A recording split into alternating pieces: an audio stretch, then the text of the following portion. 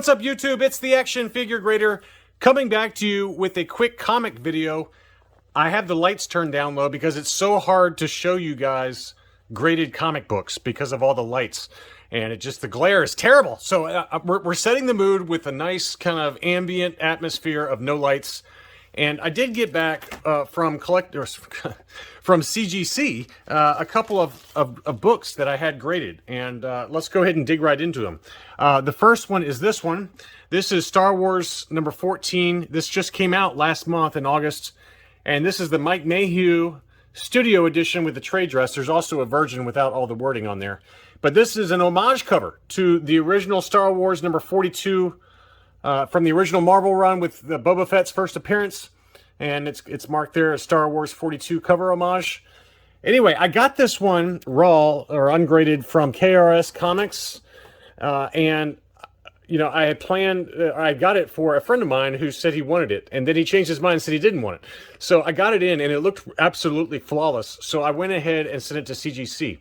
Now, how did I get it back so quickly? We all know that CGC right now is really backed up.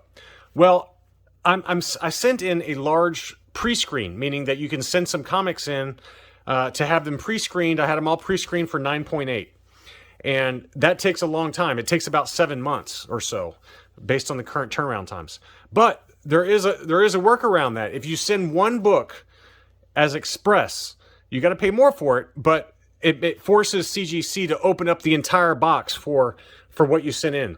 So I sent this one express in order to get my other books processed through CGC's system sooner. And it cuts out about, 2 to 3 months, I'd say 2.5 months of wait time as CGC works through the boxes and boxes that they're receiving in their warehouse. And it forces them to kind of open it and get it logged into their system. We all talk about the wait time between when it arrives at the grading companies versus when it's actually logged in. Well, this cuts that process out completely. It was literally logged in like 3 days. And the express book was done in about 2.5 weeks. That's about their going rate right now. It says 19 or 20 days on the website, but it was much less than that for me. For me, it was a little over 2 weeks. But anyway, so I did get this one back. And the other reason I sent this one express is because my brother's birthday is coming up. I've already got this one in both the trade dress as well as the Virgin cover pre-ordered in a 9.8. So that's going to come at some point from the online retailer I bought it from. But my brother's birthday is coming, so I'm going to give him this one as his birthday gift. So it's a really great cover. I'll do one quick look at it again. But this is, a tie-in to the War of the Bounty Hunters line of comics, or that whole series. The War of the Bounty Hunters crosses over into the regular Star Wars run, Dr. Aphra, Darth Vader, and then the War of the Bounty Hunters has its own run, along with some spin-off issues like Jabba the Hutt, Forlom versus Zuckuss. There's an IG-88 book coming out. There is a Bausch book coming out. So there's a bunch of one-shots that are coming out as it pertains to this. So Marvel went all in on War of the Bounty Hunters, and there's some really, really good books coming out. That Bausch book that's coming out in about a week, that's actually the very first full appearance of Bausch in comics, not Leia in the Bausch disguise, the actual bounty hunter Bausch. So that one's a good one to pick up. I've got a few of those coming. But anyway, so that was the book, and I was very pleased with the process with CGC overall, at least with this book. I've got a couple of complaints on the next one. This one just arrived today. This is another express book that I sent express only because I sent in another batch of like 30 or so for a 9.8 pre-screen. But this one is Venom number 34. The Mike Mayhew Studio Edition. It's an homage cover as well to Spider-Man 16 from 1991. It's kind of one of those covers that's kind of a side profile. And I've got the matching one for this that is the Studio Edition B. That one is in that pre-screen of 9.8. I don't know if it'll hit 9.8. But this one was a giveaway that I received. If you remember on my channel, Cover Price and KRS Comics, who I bought this one from, they had a giveaway, and I was somehow the winner of this one. So they sent me this one raw. I had it cleaned and pressed, and CGC graded it, and it just returned literally about an hour ago. Now, I've got one minor complaint, and that's that you hear a lot with CGC is that you get scuffing on the inside of the case. This is not on the comic. This is actually on the inner well that holds the comic. And if you look on the back there, you can see that in the light. There's just inner well scuffing.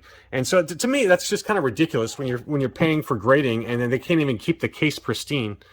And I think there was a scuff right here, too, if I can get a close-up. I'm not sure if I can get it to zoom or not, but there's one little scuff somewhere. It's not major, but it's fairly minor. But anyway, it's just kind of ridiculous to me that, you know, if you pay for grading and then you get all these scuffs on the interior of the liner that holds the comic in place. I mean, do better, CGC. But the front of the comic looks great, and I think CGC was pretty generous with me. You know, again, I did have it pressed and cleaned, but there was a little bit of wear right here that I wasn't sure how CGC was going to handle that. But luckily, they did go ahead and give it the 9.8 grade. So pretty cool. And it was a free comic, so not the end of the, you know, it wasn't, I didn't really particularly care what it got, but you cannot pre-screen with express orders. You can only pre-screen with the true 25 book minimum order. So if you send something express to cut out the line, just make sure you get as many of a comic as you can for that, or one that you want in a high grade, because whatever the grade is what the grade is. I was very lucky to get 9.8s on both of these. I wasn't sure if, I knew this one was going to get a 9.8. I didn't even have to clean or press this one at all. It was a flawless book. But this one I wasn't sure about. Like I said, I did press and clean it, but it still had some imperfections. But nevertheless, it came back just fine. I'm going to stack these right here because I got a few other books I want to show you that arrived. And some of these were pre-orders, and oops, some of these were just pickups over the last few months that I haven't had a chance to show. But this is one I did pre-order. This is a Sunset Comics Virgin edition of Star Wars War of the Bounty Hunters #1. And this has an awesome cover. I fell in love with it. It's probably my favorite cover out of all of them. It shows Zuckuss, I guess, or Forlom, however you want to call it. But it shows Boba Fett overlooking him.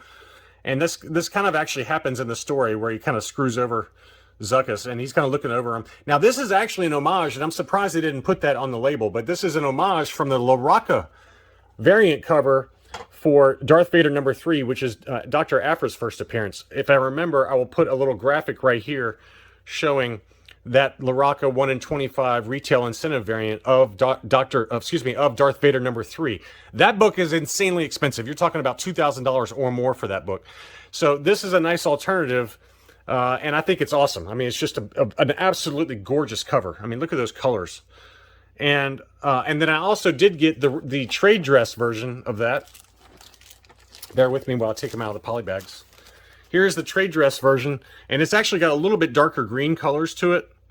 But these were Sunset Comics exclusives. They did not make many of these. I want to say the print run was less than 1,500 for the Virgin, or excuse me, the Virgin was 1,000, and I believe there were 2,000 of this one printed, but I'm going on memory, so that could be wrong. But what an awesome cover. But yeah, you can see it's kind of a darker green versus the letter green of the Virgin cover. What other hot book I got that you've probably only seen on Instagram is this one. This is Darth Vader #2 from 2017. Darth Maul #2. And this is the first full appearance of Cad Bane in comics. I wanted to get this one before Book of Boba Fett came out because all the rumors are starting to heat up that Cad Bane is going to be in the Book of Boba Fett. And if he makes a live action appearance in the Book of Boba Fett, I think the heads of people are going to explode. So I wanted to knock this one out before the prices got too crazy. And it wasn't cheap, but I did get a little bit of a discount, or a lot of a discount on this one actually, because it has a scuff on the front of the book, on the front of the case. And I have a few others that I need to send in to get recased anyway that has some cracks and things like that I got discounts on. So I'm going to send them all in at once. And so it was the cost to re-slab a book or what's the word they use? They call it recase or reholder. If the cost to reholder a book's $20, and it makes sense to do them all at once. So the discount I got on that book was much more than than the cost to get it reholdered. So one Batman related book. Well, I got a couple of Batman related books. This is Batman 106. This is the first appearance in cameo of Miracle Molly. She's kind of a new villain as part of the Uncollective. It's like a criminal organization, but this book is gorgeous. I mean, it has the Scarecrow and kind of Batman silhouette, big, bright, beautiful yellow cover.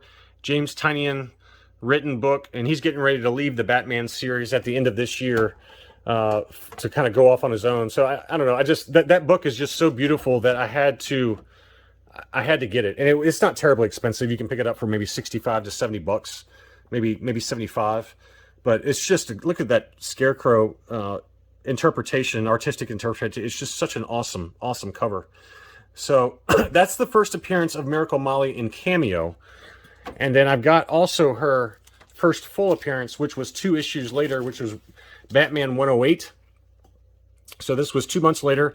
And this, as you can see on the label, first full appearance of Miracle Molly. Again, she's a Batman villain that actually ends up teaming up with Batman. Spoiler alert. But this is the Comic Mint edition, minimal trade dress version by Rose Beach. I think is how you pronounce her name, Rose Besh.